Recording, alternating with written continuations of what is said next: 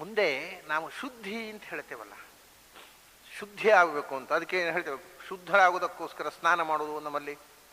ಅಯ್ಯೋ ಮುಳುಗು ಸ್ನಾನ, ಹಂಡೆಯಲ್ಲಿ ಸ್ನಾನ, ಬಾವಿಯಲ್ಲಿ ಸ್ನಾನ, ಕಡೆ ಅವಗಾಹನ ಸ್ನಾನ, ಅದು ಗಂಗಾದಿ ತೀರ್ಥಗಳಲ್ಲಿ ಸ್ನಾನ, ಏನೋ ಶುದ್ಧಿ ಅಂತ ಪವಿತ್ರರಾಗಬೇಕು ಅಂತ ಅನ್ನೋದಕ್ಕೋಸ್ಕರ ನಾವು ನೀರಿನಲ್ಲಿ ದಿನ ಸ್ನಾನ ಮಾಡ್ತೇವೆ. ಮಡಿ ಆಗಬೇಕು ಅಂತ, ದೇವ್ರ ಪೂಜೆ ಆಗ್ಬೇಕಾದ್ರೆ ಮಡಿ, ಅದಕ್ಕೆ ಸ್ನಾನ, ಅಡಿಗೆ ಮಾಡ್ಬೇಕಾದ್ರೆ ಮಡಿ, ಅದಕ್ಕೆ ಸ್ನಾನ, ಜಪ ಮಾಡ್ಬೇಕಾದ್ರೆ ಮಡಿ, ಅದಕ್ಕೆ ಸ್ನಾನ.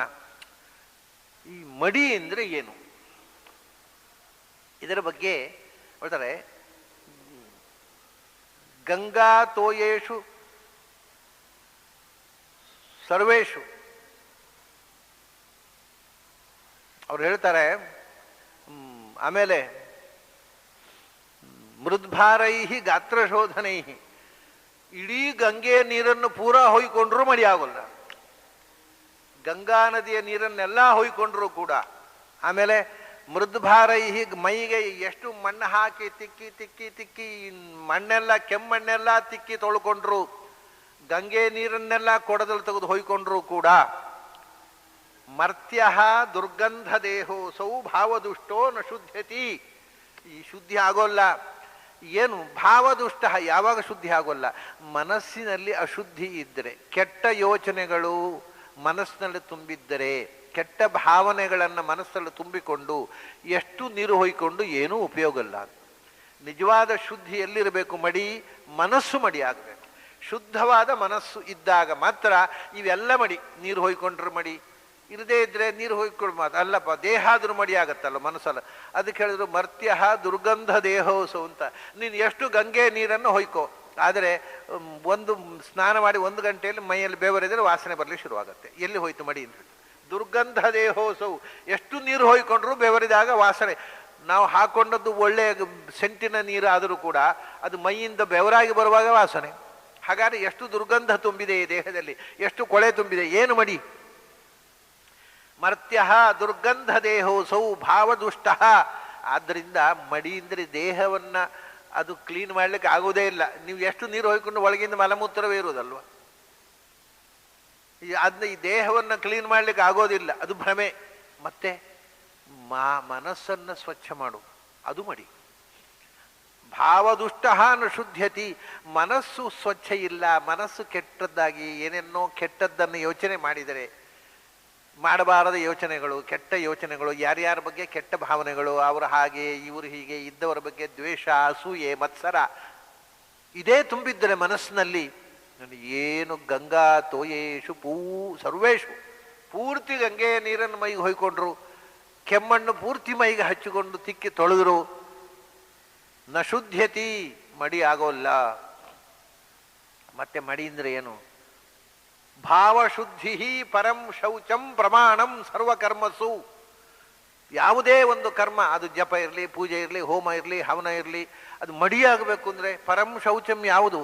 ಅದು ಅಥೆಂಟಿಕ್ ಆದ ಮಡಿ ಅಂದರೆ ಯಾವುದು? ಭಾವಶುದ್ಧಿ, ಸ್ವಚ್ಛವಾದ ಮನಸ್ಸು, ನಿರ್ಮಲವಾದ ಮನಸ್ಸು, ನಿರಾಳವಾದ ಕೆಟ್ಟ ಯೋಚನೆಗಳಿಲ್ಲದ ನಿರ್ಮಲವಾದ ಮನಸ್ಸಿನಿಂದ ಒಳ್ಳೆಯ ಕೆಲಸ ಮಾಡು, ದೇವರ ಪೂಜೆ ಮಾಡು, ಅದು ಶುದ್ಧ. ದೇವರ ಪೂಜೆ ಮಾಡುವಾಗಲೂ ಯಾರ್ಯಾರ ಬಗ್ಗೆ ದ್ವೇಷ, ಅವನು ಹಾಗೆ ಮಾಡಿದ, ಒಂದು ದೇವರು ಇರುವುದಾದರೆ ಅವನು ಹಾಳಾಗಿ ಹೋಗಬೇಕು ಅಂತ ಯೋಚನೆ ಮಾಡಿಕೊಂಡು ಇವನು ಪೂಜೆ ಮಾಡಿದರೆ ಏನು ಬೇಕು? ಯಾರ ಬಗ್ಗೆಯೋ ಕೆಟ್ಟ ಯೋಚನೆ, ಅವರು ಹಾಳಾಗಬೇಕು, ಇವ್ರಿಗೆ ಒಳ್ಳೇದಾಗಬಾರ್ದು, ಅವ್ರಿಗೆ ಅನಿಷ್ಟ ಆಗಬೇಕು, ನಮಗೆ ಯಾರು ಉಪಕಾರ ಮಾಡೋದಿಲ್ಲ, ಅವರೆಲ್ಲ ಇಂತಹ ಯೋಚನೆಗಳೇ ಬರಬಾರ್ದು. ಭಾವಶುದ್ಧಿ ಪರಂ ಶೌಚಂ. ನಿಜವಾದ ಮಡಿ ಅಂತಂದರೆ ನಿರ್ಮಲವಾದ ಮನಸ್ಸು. ಯಾವುದೇ ಕರ್ಮ ಮಾಡುವಾಗ ನಿರ್ಮಲವಾದ ಮನಸ್ಸಿನಿಂದ ಮಾಡು. ಕೆಟ್ಟ ಯೋಚನೆಗಳು, ಕೆಟ್ಟ ಭಾವನೆಗಳು, ಇನ್ನೊಬ್ಬರ ಬಗ್ಗೆ ಕೆಟ್ಟ ಚಿಂತನೆ ಯಾವ ಕಾಲಕ್ಕೂ ನಿನ್ನ ಮನಸ್ಸಿನಲ್ಲಿ ಸುಳಿಯದೇ ಇರಲಿ. ನೋಡಿ, ಎಲ್ಲ ಸೈಕೋಥೆರಪಿ. ನಾ ಎಷ್ಟೋ ಸರ್ತೀನಿ, ಇಂಡಿಯನ್ ಫಿಲಾಸಫಿ ಈಸ್ ಸೈಕಾಲಜಿ. ನಮ್ಮ ಮನಸ್ಸನ್ನು ಹೇಗೆ ಇಟ್ಕೋಬೇಕು ಅನ್ನೋದನ್ನು ಅವರು ಟ್ರೈನ್ ಮಾಡ್ತಾರೆ ಅಷ್ಟೇ. ಇಂಡಿಯನ್ದಲ್ಲಿ ನಮ್ಮ ರಿಲಿಜನ್ನು, ನಮ್ಮ ಫಿಲಾಸಫಿ ಎಲ್ಲದರ ಮೂಲ ಉದ್ದೇಶ ಮನಸ್ಸನ್ನು ಸ್ವಚ್ಛವಾಗಿ ಇಟ್ಟುಕೊಳ್ಳೋದು. ಭಾವಶುದ್ಧಿ ಪರಂ ಶೌಚಂ ಪ್ರಮಾಣಂ ಸರ್ವಕರ್ಮಸು. ಆದ್ದರಿಂದ ಚಿತ್ತಂ ಶೋಧಯ ಯತ್ನೇನ ಕಿಮನ್ಯೈ ಬಾಹ್ಯ ಶೋಧನೈ. ಹೊರಗಿನ ಶೋಧನೆ, ಹೊರಗಿನಿಂದ ಸ್ವಚ್ಛ ಮಾಡಲಿಕ್ಕೆ ಸೋಪು, ಮಣ್ಣು ಏನು ಹಾಕಿ ಏನು ಉಪಯೋಗ? ಮತ್ತೆ ಚಿತ್ತಂ ಶೋಧಯ ಯತ್ನೇನ, ಮನಸ್ಸನ್ನು ತೊಳಿ, ಪ್ರಯತ್ನ ಪಟ್ಟು ಸ್ವಚ್ಛವಾದ ಮನಸ್ಸಿನಿಂದ ಬದುಕು. ಕೆಟ್ಟ ಯೋಚನೆಗಳು ಮನಸ್ಸಿಗೆ ಬಾರದಂತೆ ಮಾಡು. ಯಾರ ಬಗ್ಗೆಯೂ ಕೆಟ್ಟದ್ದನ್ನು ಯೋಚಿಸಬೇಡ. ಅದು ನಿಜವಾಗಿ ಮಡಿ. ಮತ್ತೆ ಈ ಹೊರಗಿನಿಂದ ಮೈಯನ್ನು ಎಷ್ಟು ಸೋಪ್ ಹಾಕಿ ತಿಕ್ಕಿದ್ರೇನು, ಎಷ್ಟು ಕೆಮ್ಮಣ್ಣು ಹಾಕಿ ತಿಕ್ಕಿದ್ರೇನು ಏನು ಉಪಯೋಗ ಇಲ್ಲ. ಒಳಗಿನಿಂದ ಕೊಳೆ, ದೇಹದ ಕೊಳೆ ಅಂತೂ ತೊಳಿಲಿಕ್ಕೆ ಆಗುದಿಲ್ಲ, ಮನಸ್ಸಿನ ಕೊಳೆಯನ್ನು ತೊಳಿಲಿಕ್ಕೆ ಆಗಬೇಕು. ಅದನ್ನು ತೊಳೆಯುವುದು ನಮ್ಮ ಪ್ರಯತ್ನದಿಂದ ಆಗಬೇಕು ಹೊರತು ಮನಸ್ಸಿನ ಕೊಳೆ ತೊಳೆಯುವ ಸೋಪು ಕೊಡಿ ಅಂದರೆ ಯಾವ ಅಂಗಡಿಯಲ್ಲಿ ಕೊಡ್ತಾರಾ? ಮನಸ್ಸು ತೊಳೆಯುವಂತಹ ಸಾಬೂನು ಇದ್ದರೆ ಕೊಡ್ರಿ ಸ್ವಾಮಿ, ಯಾವ ಅಂಗಡಿಯಲ್ಲೂ ಸಿಗೋಲ್ಲ. ಯಾವ ಡಾಕ್ಟ್ರ್ ಹತ್ರ ಮನಸ್ಸು ಕ್ಲೀನ್ ಮಾಡುವಂಥದ್ದು ಏನಾದ್ರು ಇದ್ದರೆ ಕೊಡಿ ಡಾಕ್ಟ್ರೇ. ಅದು ನಮ್ಮ ಹತ್ರ ಇನ್ನೊಬ್ಬರು ಯಾರೂ ಕೊಡುವ ಹಾಗಿಲ್ಲ, ಯಾವ ವೈದ್ಯರು. ನಮ್ಮ ಮನಸ್ಸನ್ನು ತೊಳೆಯುವ ಕೆಲಸವನ್ನು ನಾವೇ ಮಾಡಬೇಕು. ಅದಕ್ಕೆ ಹೇಳಿದ್ರು ಚಿತ್ತಂ ಶೋಧಯ ಯತ್ನೇನ, ಮಹಾಪ್ರಯತ್ನ ಪಟ್ಟು ಮನಸ್ಸನ್ನು ಸ್ವಚ್ಛವಾಗಿರ್ಲಿಕ್ಕೆ ಪ್ರಯತ್ನ ಮಾಡಿ. ಕಿಮನ್ಯೈಹಿ ಬಾಹ್ಯ ಶೋಧನೆ, ಈ ಹೊರಗಿನ ತೊಳೆಯುವ ಕಾರ್ಯಕ್ರಮದಿಂದ ಏನೂ ಉಪಯೋಗ ಇಲ್ಲ.